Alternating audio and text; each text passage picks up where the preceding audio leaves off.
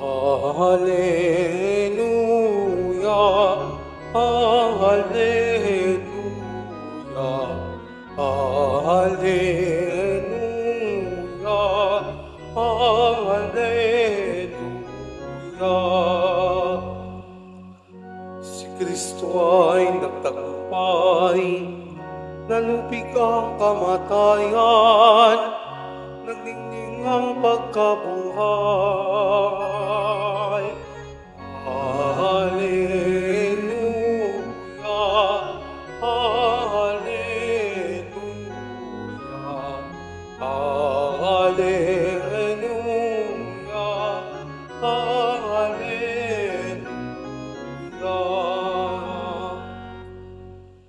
Sumainyo ang Panginoon. At sumaiyo rin. Ang mabuting balita ng Panginoon ayon kay San Marcos. Papuri sa iyo, Panginoon.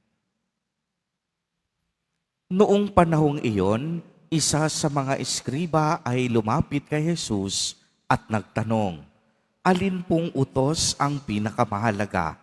Sumagot si Jesus, "Ito ang pinakamahalagang utos. Pakinggan mo, Israel, ang Panginoon na ating Diyos, siya lamang ang Panginoon. Ibigin mo ang Panginoon mong Diyos ng buong puso, ng buong kaluluwa, ng buong pag-iisip, at ng buong lakas. Ito naman ang pangalawa. Ibigin mo ang iyong kapwa gaya ng iyong sarili. Wala nang ibang utos na hihigit pa sa mga ito." "Tama po, Guro," wika ng eskriba. "Totoo ang sinabi ninyo. Iisa ang Diyos at wala nang iba liban sa Kanya. At ang umibig sa Kanya ng buong puso, buong pag-iisip at buong lakas, at ang umiibig sa kapwa gaya ng kaniyang sarili ay higit na mahalaga kaysa magdala ng lahat ng handog na susunugin at iba pang mga hain." Nakita ni Jesus na matalino ang kaniyang sagot, kaya't sinabi niya, "Malapit ka nang mapabilang sa mga pinaghaharian ng Diyos." At wala nang nangahas magtanong kay Jesus mula noon. Ang mabuting balita ng Panginoon. Pinupuri ka namin, Panginoong Hesukristo. Magsiupo muna ang lahat. Magandang umaga po sa inyong lahat, mga kapatid kay Kristo. Sa lahat po ng ating mga taga-subaybay sa iba't ibang online platforms at sa lahat ng ating mga kadiboto sa iba't ibang panig ng Pilipinas at maging sa buong mundo kung saan tayo ay naaabot ngayon ng ating live streaming. Mapayapang umaga din po sa inyong lahat.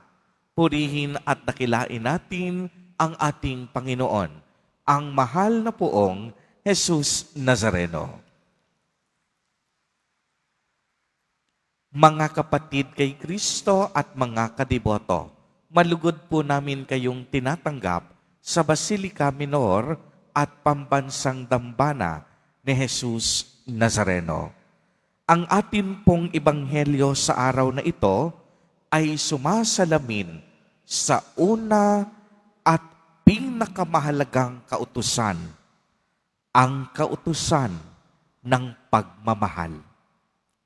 At ang utos ng pag-ibig na ito ay may 200 na hindi pwedeng paghiwalayin. Ibigin mo ang Panginoon mo ng buo mong puso, ng buo mong kaluluwa, ng buo mong pag-iisip, at ng buo mong lakas. Ang pangalawa ay ito, ibigin mo ang iyong kapwa gaya ng pag-ibig mo sa iyong sarili. Nakapaloob sa pag-ibig sa kapwa na ibigin din ang iyong kaaway. Maliwanag ang ibig sabihin nito, kung iniibig mo ang Diyos, dapat iniibig mo rin ang iyong kapwa. O kaya naman, hindi mo pwedeng ibigin ang iyong kapwa na wala kang pag-ibig sa Diyos. Lagi itong magkasama at magkakabit at hindi pwedeng paghiwalayin. Marahil ay ating maitatanong, Father, dahil tayo ay nag-uusap ngayon tungkol sa pag-ibig, ano ba ang mga katangian ng pag-ibig? Alam po ninyo, napakaraming magagandang katangian ang pag-ibig. Subalit nais kong magbahagi ng 3 mahahalagang sangkap ng pag-ibig sa ating pagninilay. Una, ang pag-ibig ay isang kaloob. Love is a gift. Ito ay isang handog. Ano ang ibig sabihin nito? Ibig sabihin, ang pag-ibig unang-una ay tinanggap natin mula sa Diyos. Laging ang Diyos ang unang nagbibigay. Ayon sa kasulatan, ito ang ibig kong sabihin. Ang Diyos ay pag-ibig. Hindi sa iniibig natin ang Diyos, kung hindi ang Diyos ang unang nagmahal sa atin. Yan ang pag-ibig ng Diyos. Hindi tayo ang unang nagmahal. Tayo ay marunong magmahal dahil una tayong minahal ng Diyos. Uulitin ko po, tayong lahat marunong magmahal dahil una tayong minahal ng Diyos. Ang pag-ibig, una nating naramdaman mula sa Diyos. Marunong tayong umibig dahil una tayong inibig ng Diyos. Natuto tayong umibig sapagkat naramdaman natin ang unang pag-ibig mula sa Diyos. At dahil tayo ay unang minahal ng Diyos, dahil dito, natuto din tayo kung paano umibig. Kaya nga, ang pag-ibig ay malaya nating tinanggap mula sa Diyos. Ito yung tinatawag nating kaloob na niloob at pinagkaloob. Uulitin ko po, ang pag-ibig ay isang kaloob na niloob at pinagkaloob. At dahil sa pag-ibig, hindi tayo takot harapin ang mga unos at hamon ng buhay.